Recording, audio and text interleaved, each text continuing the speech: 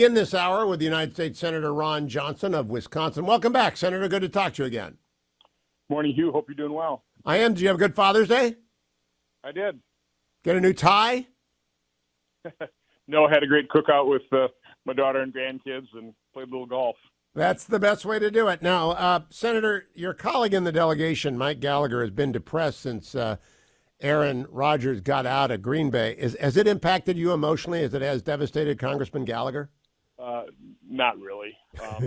If a player doesn't want to play with your team anymore, you say, okay, fine, have a good life. You go around and cheer him up, would you? Because he's too young to take it that seriously. Mr.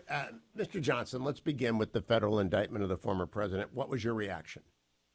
Well, it never should have happened. This dispute between presidential records should have been handled civilly through the Presidential Records Act, which means the SWAT raid on the Trump residence, highly secured, let's face it, being guarded by Secret Service, never should have happened. So they never would have had, whatever evidence they accumulated to put into indictment. So it just never should have happened. It's a travesty. It's the third presidential election that federal law enforcement will have interfered in, and they're interfering in it to a great extent. Far more so than anything Russia or China could ever hope to accomplish. Now, I have urged the RNC to publish a debate schedule so that the judge does not schedule a trial of the former president in the middle of our debates. What do you think about the debates in the RNC and whether or not the president will be able to participate, the former president will be able to participate if he's got to be sitting in the dock? Well, that's just one of the aspects in terms of how this action is going to interfere in our election. Again, it's hard to anticipate everything. I don't know how what the president needs to do to defend himself, how he may have to slow things up just to get things in proper order, or to what extent the prosecutor will try and slow things up to impact our election. It's unknowable at this point in time. The new Harvard-Harris poll is very bad news for the Department of Justice, the FBI, and Team Biden, because a majority of Americans believe that the indictment is politically motivated. Do you believe that, Senator Johnson? Yes. I mean, unfortunately, the FBI, DOJ, elements of the intelligence community brought this on themselves. They can't be trusted at the highest levels. Again, I always have to state that I think people working in those agencies have integrity, which is why you're seeing more and more whistleblowers come forward. And Hugh, we need more whistleblowers coming forward to restore credibility and integrity of those agencies. But, we've seen, for example, the IRS weaponized against Tea Party groups. And then we saw the editing of the James Comey exoneration memo for Hillary Clinton. And that same cast of characters that edited that, they moved over to Crossfire Hurricane, even though they knew the Hillary Clinton campaign had that scheme to accuse Donald Trump of collusion with Russia, knew that the Steele dossier subsource was somebody they were investigating as a Russian spy. I mean, what we now know, of course, it comes trickling out bit by bit, and so it always ends up being odd, old news. But we understand the corruption. Then, of course, the coup de grace was really the 51 intelligence officials that signed the fraudulent letter saying that the laptop in the FBI had that since December 2019 was the Russian information campaign. That itself was an information operation that impacted the 2020 election, again, to a far greater extent than anything Russia ever could have hoped to accomplish. Senator, I made this point on Friday in a Washington Post column. In 2015-16, James Comey interfered with the election, and Secretary Clinton has never forgiven him and has always blamed him. In 2020, the former intelligence officials, plus the Department of Justice and anybody leading on Twitter and other social media did it. And now, before the first debate, but with the first debate looming, the Department of Justice comes in with a special counsel, and Merrick Garland won't answer questions. What do you make about that latter part? Well, they never do. Remember, I subpoenaed Christopher Wray. He didn't give us squat.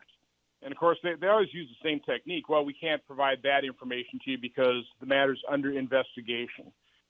So it's a real problem. How do you provide oversight when the administration's realized that Congress has very weak any kind of enforcement powers, and you're investigating the top law enforcement agency? It's very difficult. They stand above the law because they are the law. That's how they view themselves. So it's incredibly arrogant. I would say highly corrupt. And until we have Democrats join us, it's going to be very difficult. I mean, we ought to have something like the Church Commission. It should be a bipartisan effort concerned about American civil liberties. But right now, Democrats couldn't care less because it favors them. You've been doing oversight for 12 years. How would you clean up the mess at the Bureau and DOJ? And again, you and I are in agreement. 95% of everyone involved in both the Department of Justice and its Bureau, which is a part of the Department of Justice, the FBI, are extraordinary professionals who often put their life on the line and sacrifice a lot to serve the country. But boy, the politicization. Director Wray was Donald Trump's choice, of course, and he's friends with many of my friends, and they thought highly of him, but I think capture has happened. Well, again, it starts with exposing the truth.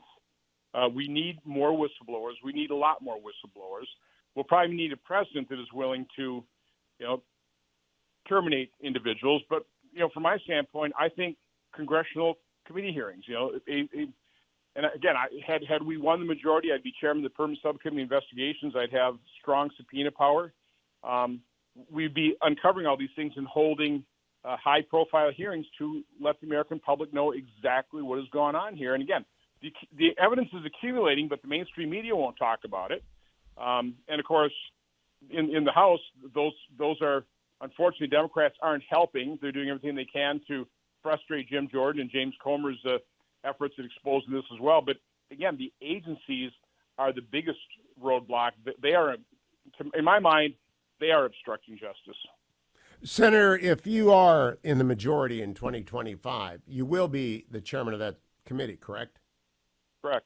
What will you do in the first month? If we win in Ohio and Montana and Arizona and Nevada and Pennsylvania and other places where we have a shot at it, and I think we will, what would you do in your first month as chairman of the Oversight Committee?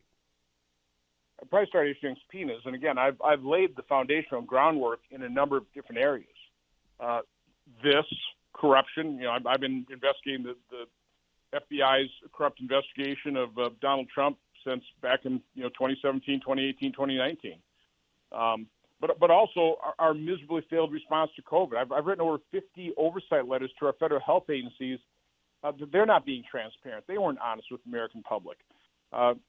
Certainly, in terms of election, I'm the only guy that held a hearing examining the irregularities of the 2020 election. Again, I've made no claims. I'm just looking at information. It was obvious that there are irregularities, that the Democrats want to make it easy to cheat. And, we need to restore confidence in our election system. The only way you do that is, again, through exposure. And that's what's so important about congressional hearings. They do get attention, and they're designed to expose the truth for the American public. Now, Senator, you have won twice in deeply contested Wisconsin, battleground Wisconsin. Really ground zero for elections in 2024 and beyond. Why do you win and other Republicans haven't won statewide?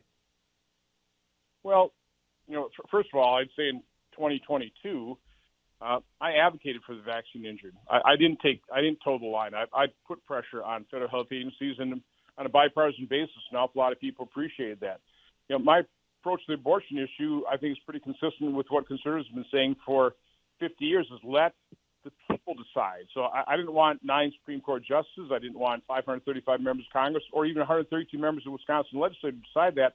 I proposed a one-time, single-issue referendum to decide the profound moral issue, the question, at what point does society have the responsibility to protect life? Now, what's interesting about that, Hugh, it kind of inoculated me against the lies of the left, but the media never talked about it because they realized it's a very reasonable approach, and really how this profound moral issue ought to be solved is let we, the people, decide. And you can design the referendum question. I've got literally 10 choices to answer that question. At conception, 1 month, 2 months, all the way to 9 months, which I think is the extreme position. It would say an unborn child has no rights. I don't think that's where the American public is. So I want we, the people, to decide that, and I think that was probably viewed more reasonably by Wisconsinites than other positions. Well, it is very reasonable. Winston Churchill used to say over and over again, borrowing from his father, Lord Randolph Churchill, trust the people, trust the people, trust the people. And that is the best response. Senator Johnson, always good to talk to you. Thank you. How many debates do you want to have, Senator? How many times do you think the Republicans ought to get together on the stage? It doesn't. Who knows? We'll see what happens. The more the merrier, in my view. I want more the merrier. Senator Johnson, thank you. Always good to talk to you.